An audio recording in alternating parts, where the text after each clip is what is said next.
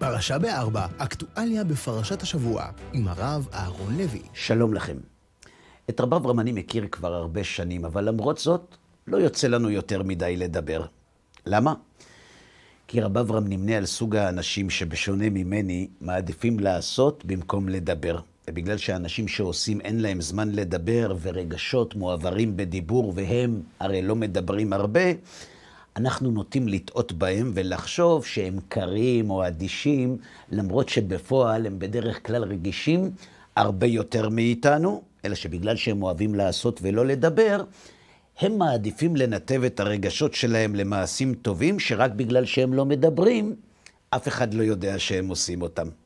יום אחד, אשתו של רב אברהם נפטרה, ובימי השבעה, האבל אילץ את רב אברהם להפסיק לעשות. ובגלל שהוא הפסיק לעשות, הוא התחיל לדבר. ובגלל שבדרך כלל האבלים מדברים על מי שבגללם הם אבלים, רב אברהם סיפר לי על אשתו המנוחה, שבחרה לעבוד כמזכירה במכון רפואי, לא בשביל המשכורת, אלא כדי לעזור לאנשים.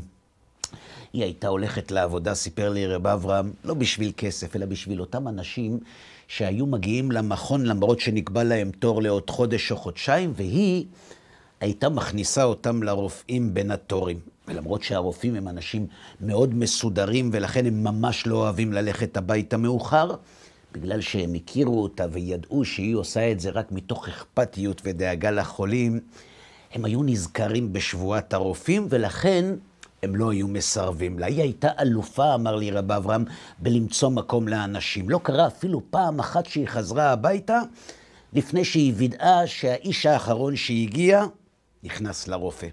אבל זה לא רק זה, אמר לי רב אברהם, אפילו להורים שלה שכבר נפטרו, היא לא הפסיקה לדאוג. כל שנה, הוא אומר, כשהם היו עולים לחלקת הקבר של ההורים שלה, היא הייתה אומרת לו שאחרי ה-120 שלה, היא מבקשת להיקבר לידם. כששאלנו אותה למה דווקא פה, היא הייתה אומרת שההורים שלה היו ניצולי שואה, ואין מי שיעלה לקבר שלהם, ואם היא תיקבר פה, כשהילדים שלה יגיעו לבקר אותה, הם יבקרו גם את ההורים שלה, וזה יותר חשוב לה מלגור ליד הבית.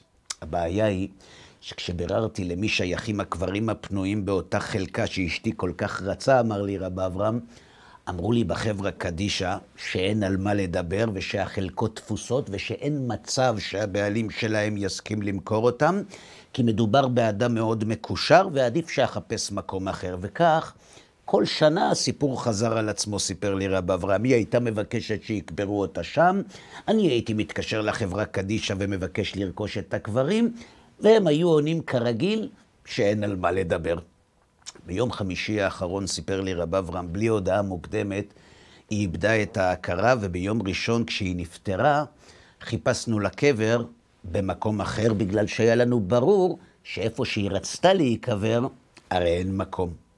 אלא אהרון, שאז אחד הבנים, ביקש ממני להתקשר שוב לחברה קדישה, רק כדי להיות בטוחים שהתשובה לא השתנתה, אלא שאז הודיעו לנו שהקברים דווקא פנויים, ואפשר לקבור אותה שם. כשבררתי מה קרה, אמר לי רב אברהם, סיפר לי איש החברה קדישה שהקברים היו שייכים למישהו ששמר אותם לו ולאשתו במשך שנים, ושהוא נפטר במוצאי שבת, ושלמרות שהוא שמר את הקברים האלה כל החיים, הילדים שלו קברו אותו במקום אחר, בגלל ששבועיים לפני שהוא נפטר, הוא ביקש להיקבר במקום אחר, ואז הרב שלהם הורה להם לקיים את בקשתו, וכך התפנו הקברים. אתה מבין, אהרון?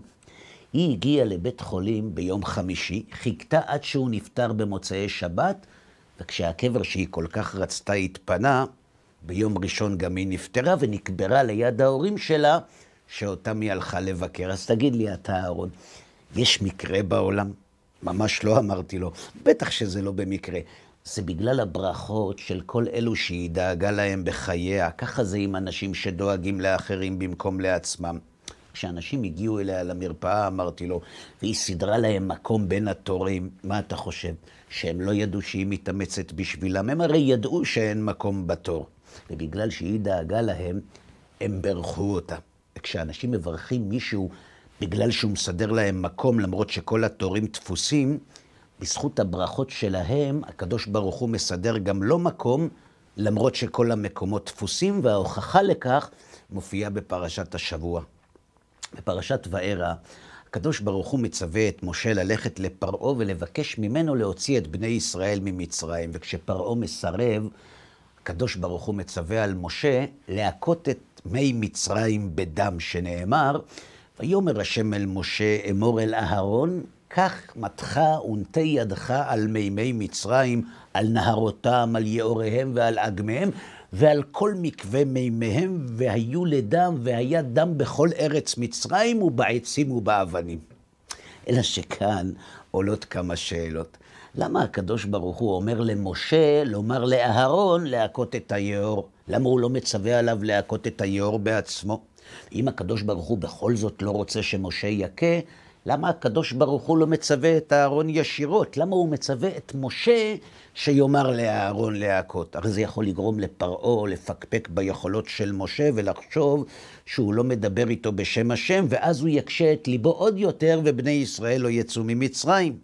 ועל כך עונה רש"י, לפי שהגן היאור על משה כשנשלח לתוכו, לפי כך לא לקה על ידו לא בדם ולא בצפרדעים, ולקה על ידי אהרון. בציווי למשה לומר לאהרון להכות את היאור, הקדוש ברוך הוא מלמד אותנו שצריך להכיר טובה, שמי שעשה לך טוב, אתה לא יכול לעשות לו רע, גם אם כל עם ישראל מחכה. ושהכרת הטוב כל כך חשובה, שעלינו לנהוג בה גם כלפי דומם, אפילו אם גאולת ישראל תתעכב בגלל שפרעה יפקפק בשליחותו של משה. בציווי לומר לאהרון להכות את היאור, התורה מלמדת לדורות שהכרת הטוב היא לא מחווה, היא חוק רוחני שאפילו השמיים נוהגים על פיו, שהכרת הטוב היא לא רק מידה טובה, אלא הנהגה מחייבת, וזאת מקל וחומר. אם הקדוש ברוך הוא משלם שכר לדוממים שעשו את רצונו, למרות שאין להם בחירה ורצון, ולמרות שלא היו יכולים לסרב לו, ולמרות שרצונו היה מתגשם בכל מקרה, אדם שהוא בעל בחירה ובחר מרצונו להיטיב, לא יזכה לשכר על בחירתו. שאם מי היאור הדוממים שחייבים היו להציל את משה, כי כך רצה השם, זכו שלא משה יהפוך אותם לדם, מי שסידר מקום לאנשים קשי יום ומרי נפש, הקדוש ברוך הוא לא יסדר לו מקום. בציווי לומר לאהרון להכות את היאור, התורה מלמדת אותנו שני דברים. שמי שהיטיבו לו מחויב להכיר בהטבה ולא להתכחש אליה, גם אם המיטיב בכלל לא יתכוון להיטיב לו. למה? כי מדובר בחוק רוחני שאפילו הקדוש ברוך הוא מנהיג על פיו את עולמו. והכי חשוב, שמי שמיטיב עם אחרים, ההטבה חוזרת אליו. ואם הוא לא זוכה לראות את השכר בחייו, הוא יכול לגלות זאת גם אחרי שהוא נפטר. ויהי רצון שיעמדו הדברים לזכות האישה, ציפורה בת רבי שאול עליה השלום. שבת שלום לכם. פרשה ב4, אקטואליה בפרשת השבוע, עם הרב אהרון לוי.